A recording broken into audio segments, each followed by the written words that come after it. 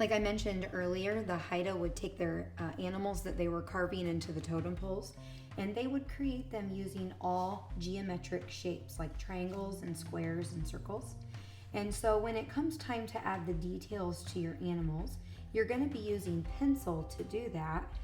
But I want you to think about how you can draw geometric shapes to represent those things. So I want to give my bear some claws, but what I'm actually doing is just using curved triangles to draw those claws onto my bear. And I can even take that upper shape of the arm and simply just create a semicircle and some other geometric shapes inside of my animal similar to the Haida. Whatever you do to one arm, make sure you do the exact same thing to the other side. Most of the totem poles that the Haida would create were very symmetrical, which means that both sides looked the same. Whatever design you do on this paw, you should do on the opposite paw. You can even repeat those down here for the larger claws. Now that I've added my geometric designs to all four paws, I want to think about adding the details of the face. Many times on the Haida totem poles, the animals would have a lot of teeth. And so a good way to start off with a mouth is just kind of a weird triangular shape. And then to put your rows of teeth in, you just draw another line inside, one for the bottom of the teeth, and they would just look really straight, just like this. And I'm going to draw a little hill in here to represent a tongue, and that's how I'm going to add the mouth. If you need something circular to trace for an eye, think about using things like your glue stick. And sometimes you have to freehand it too.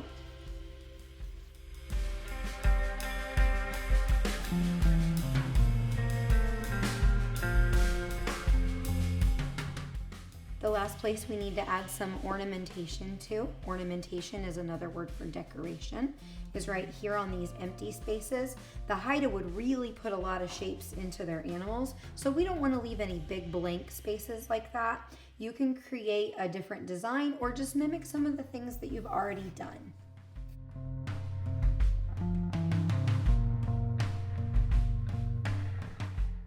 Once you are finished drawing all of your geometric ornamentation on your animal, it is time now to switch to markers. And you are going to use markers to simply trace over those designs. Just think about going darker than what your paper is though.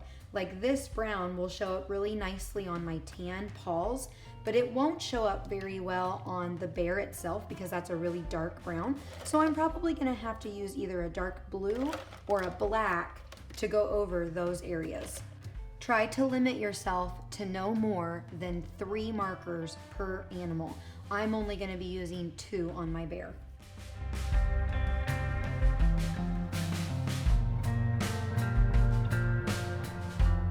Snap that cap, give it a nap, and switch to your next color. And that's what your animal looks like after you have traced all of your pencil lines with marker. If you do happen to have a lot of pencil lines still showing after you've traced with marker, take a large eraser and carefully erase those pencil lines. You can wipe those crumbs off.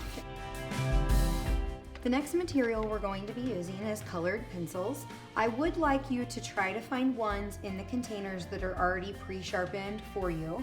And when you are choosing your colors, I would like you to use no more than 5 for your animal. And the only thing that we are coloring are the details, those geometric ornamentations that we drew. We're gonna leave the actual paper showing through. That's why we chose to work on colored construction paper instead of plain white paper. You're gonna color just like an artist, circle motions with the colored pencils, staying inside of your lines, coloring ooh la la, and covering up all of that construction paper inside of the details.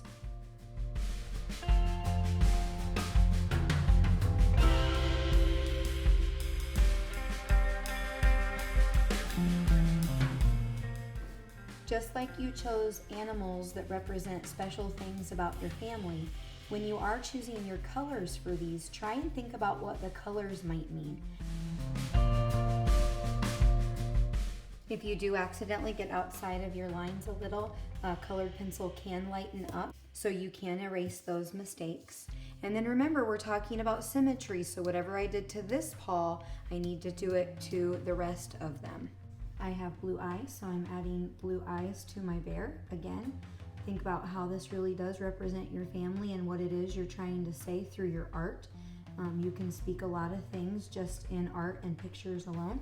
So think about what it is you're trying to say and what story you're trying to tell about your family as you choose your animals and your colors. So that's what it looks like after you are finished coloring your animal in with colored pencils. The last step we're going to do with your animal before you can move on to creating your next totem pole animal is to glue it onto your totem pole. And so again, working over that scrap piece of paper, you're going to use your glue stick, go right around the edge. You should always glue the edge when you're doing a glue stick first. And then you can do kind of some big lines. Remember, one twist is plenty. Do some lines in the middle. And then you should always glue your edge a second time.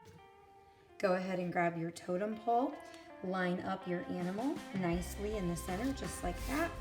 And once you're happy with it, remember, give it a nice massage on the front, and then very quickly flip it. And now that your animal is nice and secured, you can go ahead and worry about snapping that cap and giving it a nap.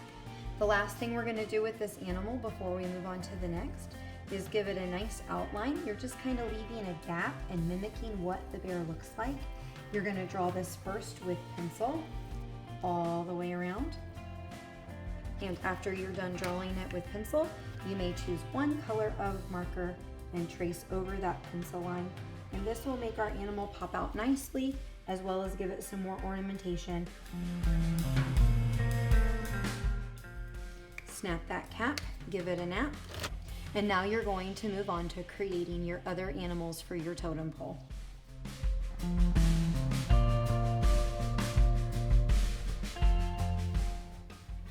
I'm getting ready to make the duck for my totem pole, and I wanted to give you an artist tip. I know that I want to create 2 wings for my duck, and then I also need enough paper left over for the head and the body. So when you're thinking about all the different shapes that you need to draw for all the different body parts, you can fold your paper. So I folded it in half. This half will be reserved for the head and the body. And then I know I want to create 2 wings, so I folded this half in half again.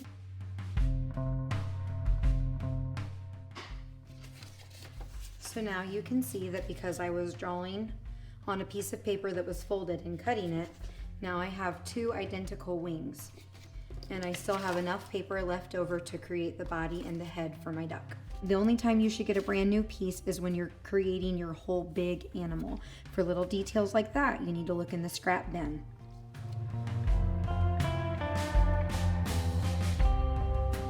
On some of the other animals, I created the entire body.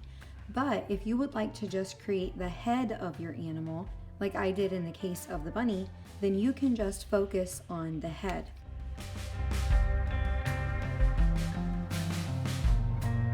One other difference that you may have to do is drawing your head of your animal directly onto your totem pole paper. And for my eagle, I'm going to need 1 piece over here for a wing and another piece over here for a wing. So I'm at my limit of 2 pieces of construction paper. So I'm actually going to be creating the head right on the totem paper so that I can still add my 2 pieces of construction paper off to the side.